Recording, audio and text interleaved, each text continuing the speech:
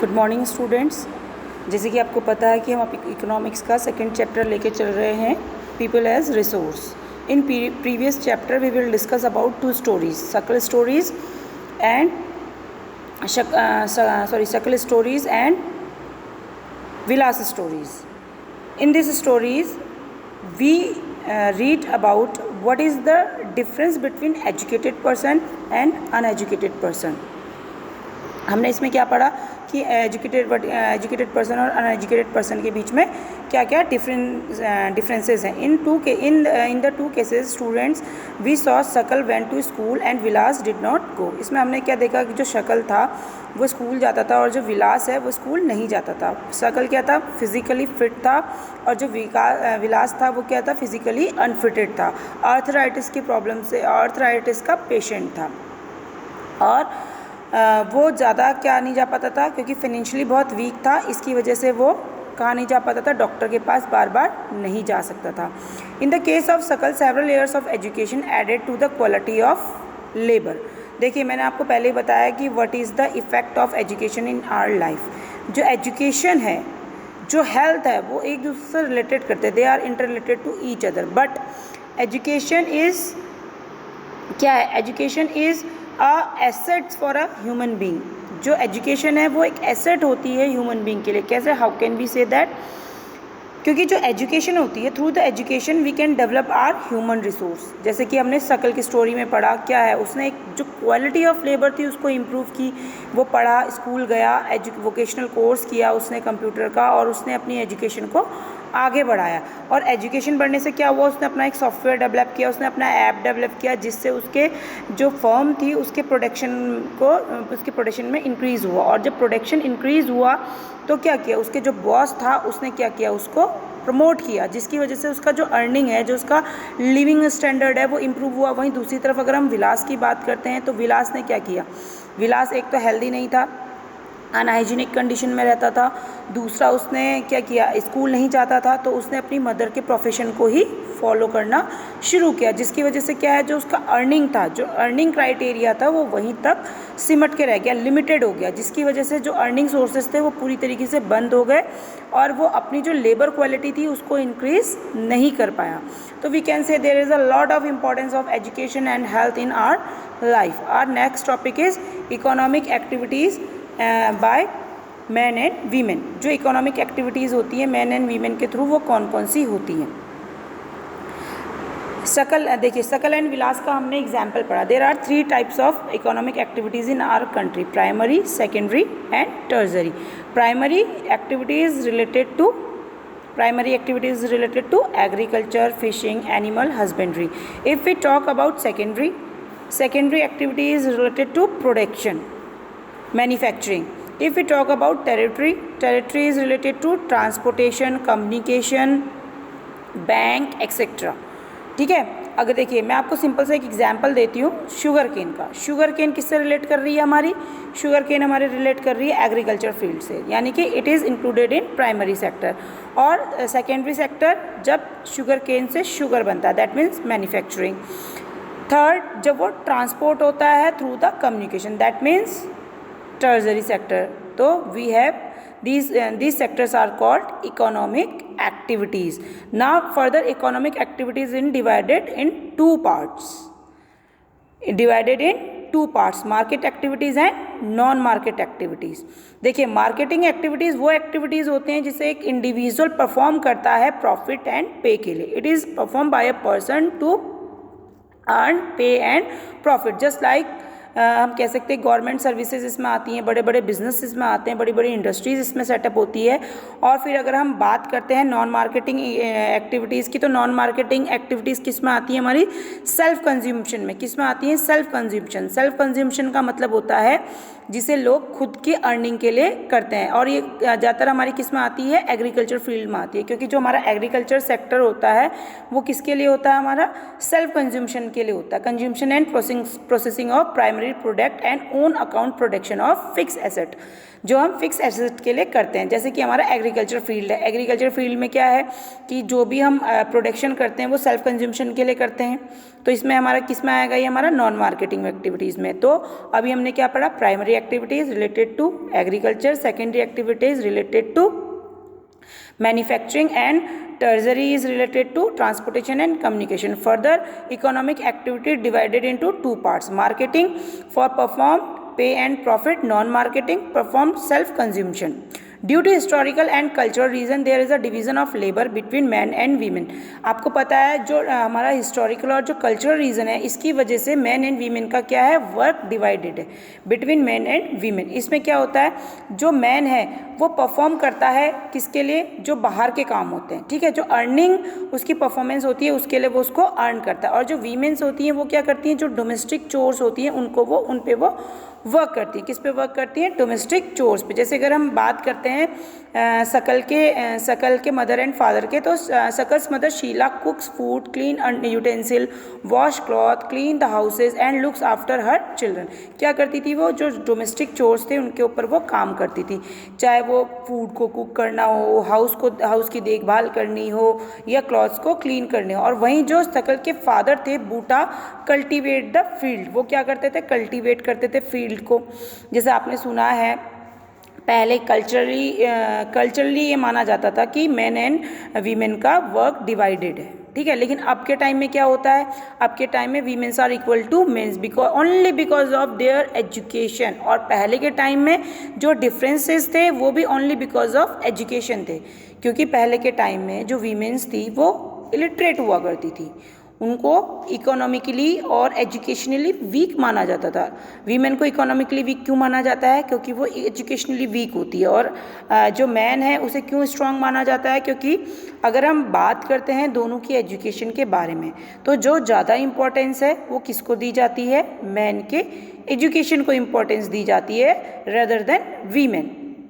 तो यहाँ पे हमने क्या पढ़ा, शकल के मदर एंड फादर के बारे में कि Sakal mother's look after the domestic chores and Sakal father's Buta Singh cultivated the field. Sheela is not, अगर हम बात करते हैं अब विलास की, चलिए पहले हम बात करते हैं शकल की मदर की. तो जो शीला का जो वर्क था, Sheela is not paid for the service delivered for upbringing of the family. मतलब अपनी फैमिली को जब अप ब्रिंगिंग कर रही थी, अगर हम आपकी मदर्स की बात करें या अगर हम खुद की बात करें, तो जब हम अपने बच्चों को अप ब्रिंग करते हैं यानी कि जब हम उनको पालते पोसते हैं तो उसके लिए हमें पे थोड़े किया जाता है, नहीं पे किया जाता ना, क्योंकि it's our right, it's our duty कि हमें अपने चिल्ड्रंस को बड़ा करना है, उनके सारे काम करने. इट्स आर ड्यूटी की जो भी डोमेस्टिक चोर्स हैं वो वीमेन को ही देखने हैं. लोग अगर वर्किंग है देन, और नॉन वर्किंग है ऑल्सो देन. वर्किंग है तब भी और जब नॉन वर्किंग है तब भी, दोनों ही कंडीशन में जो डोमेस्टिक चोर्स की रिस्पॉन्सिबिलिटी होती है it is only for women. तो शीला जो शकल की मदर है उनको क्या नहीं किया जाता था, पे नहीं किया जाता था उनकी सर्विसेज के लिए जो वो डिलीवर्ड कर रही थी for upbringing of the family, rearing his, but earns money which he spends on rearing his family. Women are not paid for their service delivered in the family. The household work done by women is not recognized in the national income. Obvious है कि women को उसके काम के लिए जो भी वो डोमेस्टिक वर्क करती है उसके लिए उसको पे नहीं किया जाता, और ना ही जो भी वो अपनी सर्विस देती है अपने फैमिली को उसे नेशनल इनकम में इंक्लूड किया जाता है, क्योंकि उसकी कोई भी वैल्यू नहीं होती है. गीता मदर्स ऑफ विलास, अगर हम विलास के केस में बात करते हैं तो विलास की जो मदर थी Geeta, earn an income by selling fish. वो इनकम कैसे करती थी, जब वो फिश को सेल करती थी. These women are paid for their work when they enter the labour market.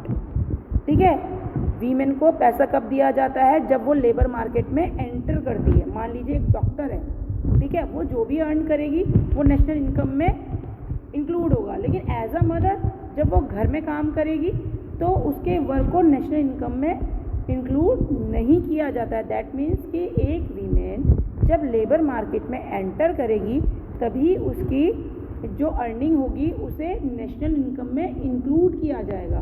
But जब वही एज अ मदर अपब्रिंगिंग करेगी अपनी फैमिली को तो उसकी इनकम को नेशनल इनकम में इंक्लूड नहीं किया जाएगा. The earning like that of this their male counterpart is determined on the basis of education and skill.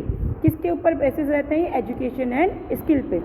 Education help individual to make better use of economic opportunity. देखिए जो education है वो हर एक की help करती है, किसमें कि वो जो उनके स्किल्स हैं, जो उनकी एबिलिटी है, उनको यूज़ कर सके easily. Education and skill are the major determination of earning of any individual in the market. देखिए मैं आपको बताती हूँ कैसे। मार्केट में हर एक की जो अर्निंग है, जो स्किल्स हैं, जो एजुकेशन है, वो उनके लेबर मार्केट पे डिपेंड करता है। अगर एक बंदा MBBS है, दैट मीन्स कि वो एक डॉक्टर है। दैट मीन्स मार्केट में जो उसकी स्किल एबिलिटी है वो किससे मेज़र की जाएगी, दैट ही और शी इज़ एन डॉक्टर, कि वो क्या है, एक डॉक्टर है। अगर कोई इंजीनियर है दैट मीन्स कि ही और शी इज़ अ इंजीनियर, और अगर कोई लेबर क्लास है दैट मीन्स कि he is a labour class. तो उनकी जो एजुकेशन है, भाई किसी ने BTech किया है तो वो इंजीनियर बनता है, किसी ने BA MBBS किया है तो वो डॉक्टर बनता है, और अगर कोई कुछ नहीं पढ़ा है तो वो लेबर क्लास में आता है। तो एजुकेशन क्या करती है, जो लेबर ऑफ मार्केट है उसको डिवाइड कर रही है या नहीं कर रही है, basis of their skill and ability. किसके बेसिस पे, उनकी स्किल और एबिलिटी पे। Women are paid low compare to men. Most women work where job security is not there, various activities relating to legal protection is merge. Employment in this sector is characteristic by irregular and low income. क्या होता है, जो अगर हम comparison करते हैं, हालांकि कुछ सेक्टर्स में अब ये नहीं होता है, लेकिन फिर भी मोस्टली सेक्टर्स में ये होता है कि जो वीमेन की जो सैलरी है वो कंपैरिजन टू मैन लो होती है, ठीक है। और ज़्यादातर जो भी वीमेन हैं वो उन सेक्टर्स में काम करना चाहती है जहाँ पे पूरी तरीके से उनको सिक्योरिटी प्रोवाइड होती है, क्योंकि सिक्योरिटी जो होता है वो एक मेजर इम्पोर्टेंस होती हैं वीमेन के वर्किंग क्राइटेरिया में। क्या होती हैं, एक मेजर इंपॉर्टेंस होती है वीमेन के वर्किंग क्राइटेरिया में। भाई आप सुनते हैं ना कि बहुत ज़्यादा हर्षमेंट किया जाता है वीमेंस का, क्योंकि जो हमारी सोसाइटी है वो स्टिल मेल डोमिनेटिंग सोसाइटी है। कैसी है, मेल डोमिनेटिंग सोसाइटी है। और मेल डोमिनेटिंग सोसाइटी में क्या होता है, जो मेल होता है वो ज़्यादा डोमिनेंट होता है ओवर द वीमेन। तो क्या चाहिए होता है वीमेंस को, सबसे पहले अपनी सिक्योरिटी चाहिए होती है, ठीक है। सम वीमेन हैव एंटर एडमिनिस्ट्रेटिव, लेकिन अब क्या है, अब जो प्राइवेट सेक्टर हैं यहाँ पे जो ज़्यादातर वीमेंस हैं वो एंटर कर रही हैं टीचिंग में, मेडिसिन लाइन में, और some women have enter administrative and other service including job that need high levels of scientific and technology competition. तो उनको क्या चाहिए, यहाँ पे एक हाई लेवल का टेक्नोलॉजिकली और साइंटिफिकली कंपटीशन उनको देना पड़ता है। जैसे अगर हम बात करते हैं, ठीक है, ICICI बैंक की जो कोचर हैं, जो CEO हैं, वो क्या है, कोचर हैं, नाम उनका कोचर, तो वो क्या है, CEO बनी है। और अच्छे अच्छे जो मैन हैं उनको उन्होंने क्या किया, पीछे छोड़ा है। भाई आजकल जो वीमेन है वो हर सेक्टर में मिलेंगी आपको, चाहे वो प्राइवेट सेक्टर हो, चाहे वो गवर्नमेंट सेक्टर हो, चाहे वो आर्मी सेक्टर हो। तो अभी मैंने आपको अब तक क्या पढ़ाया कि जो एजुकेशन है, जो हेल्थ है, वो एक दूसरे को क्या करती हैं, पूरा करती हैं, ठीक है, और एक दूसरे के ऊपर वो इंटर डिपेंड रहती हैं। अगर हम बात करते हैं इकोनॉमिक एक्टिविटीज़ की, तो मैंने आपको इकोनॉमिक एक्टिविटीज़ के बारे में बताया कि primary sector, secondary sector, टर्जरी sector, ये सारी हमारी क्या है, इकोनॉमिक प्रोडक्टिविटी है, और यही इन्हेंस करती हैं प्रोडक्शन और सर्विसेज ऑफ एनी कंट्री। किसी भी कंट्री के सर्विस और प्रोडक्शन को ऊपर बढ़ाती हैं, ठीक है। वहीं मैंने बात की आपके कि देयर इज़ अ कल्चरली और historically there is a division between the work of man and women. Man and women के वर्क में डिफरेंसेस हैं। एक चीज़ और मुझे इसमें आपको बतानी थी कि जो एजुकेशन और हेल्थ है, जैसे जापान जैसी कंट्री है, ठीक है, वो डेवलप्ड भी है, रिच भी है। तो वो डेवलप्ड और रिच कैसे हुई, वो डेवलप्ड और रिच इसलिए हुई क्योंकि वहाँ की जो पॉपुलेशन है उसने अपना जो ज़्यादा वर्क किया वो किस पे किया, एजुकेशन पे किया, अपने स्किल्स को बढ़ाया, अपनी एबिलिटी को बढ़ाया। देखिए एजुकेशन और हेल्थ, अगर एजुकेटेड मदर एंड फादर हैं तो ऑब्वियस है कि वो अपने बच्चों को भी एजुकेटेड बनाएंगे, और इन फ्यूचर बच्चे क्या करेंगे, उस चीज़ को पे करेंगे, उस चीज़ को रिटर्न करेंगे, और जो हमारी सोसाइटी है उसको डेवलप करने में मदद करेंगे। लेकिन अगर पेरेंट्स अनएजुकेटेड होंगे, अनहाइजीन होंगे, तो सेम सिचुएशन वो अपने अपने चिल्ड्रन को भी देंगे, सेम कंडीशन में रखेंगे। एजुकेशन की उनके लिए कोई इंपॉर्टेंस नहीं होगी, हाइजीन की उनके लिए कोई इंपॉर्टेंस नहीं होगी। तो we can say that education and health play a important role in human life में एजुकेशन और हेल्थ एक इम्पॉर्टेंट रोल प्ले करते हैं। फिर हम इकोनॉमिक एक्टिविटीज़ की बात कर रहे थे, प्राइमरी सेक्टर, सेकेंडरी सेक्टर और टर्सरी सेक्टर की। यहाँ ये सारी जो सेक्टर्स हैं ये इकोनॉमिक एक्टिविटीज़ कहलाती हैं जो प्रोडक्शन को बढ़ाती हैं। फर्दर ये जो इकोनॉमिक एक्टिविटीज़ हैं ये 2 पार्ट्स में डिवाइडेड है। फर्स्ट है मार्केटिंग एक्टिविटी और सेकेंड है नॉन मार्केटिंग एक्टिविटी। जो मार्केटिंग एक्टिविटी है is perform by individual to earn pay and profit, जैसे कि बड़े बड़े बिजनेसमैन्स हो गए, बड़ी बड़ी इंडस्ट्रीज़ हो गई, गवर्नमेंट सेक्टर्स हो गए। और जो हमारा नॉन मार्केटिंग है perform by individual to self consumption, मतलब खुद को पालने के लिए जो एक्टिविटीज़ की जाती हैं वो किस में आती है, हमारी नॉन मार्केटिंग एक्टिविटीज़ में। ये जो टॉपिक्स हैं मैं यहीं पे ख़त्म कर रही हूँ इनको। अब हम आगे के जो टॉपिक्स हैं एजुकेशन और हेल्थ, ये मैं आपको नेक्स्ट टॉपिक में पढ़ाऊँगी, ठीक है। Okay, thank you very much.